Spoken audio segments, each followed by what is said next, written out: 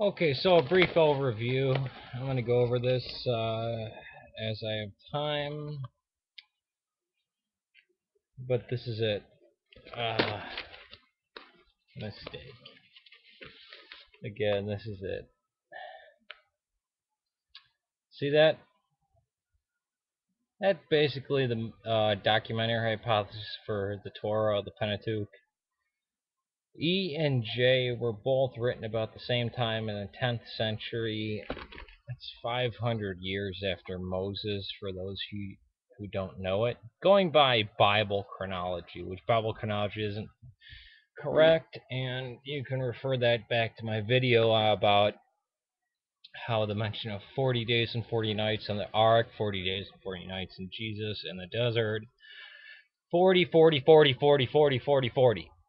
Yeah, well, I learned at the masjid that 40 just means a lot, and that's all it means. And I knew that before that since my father went to synagogue, so 40 just means a lot. It's not a specific number. Whenever you're going to say a lot, you use the word 40.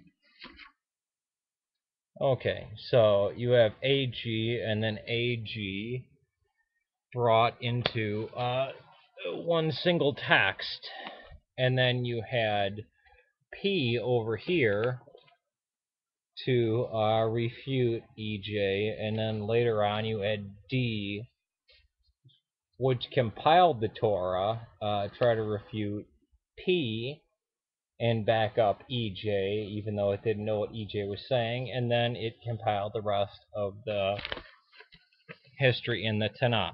So you can get a good look at this.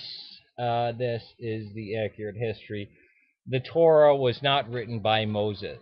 I will go through each one of the writers E, J, P, and D and what their goal was to establish the Torah.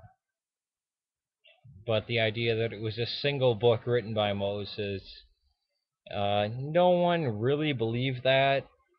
Just as if you look at the epistle to the Hebrews, well, oh, that's the writing of Paul. Well, why wasn't it grouped in the writing of Paul? I mean, Paul's letters go from longest to shortest. So why would you have this really long letter in the middle of the Catholic epistles? Why would you have it that way? No, nobody thought that. That was a later Middle Ages invention of the understanding. Nobody thought Hebrews was written by Paul.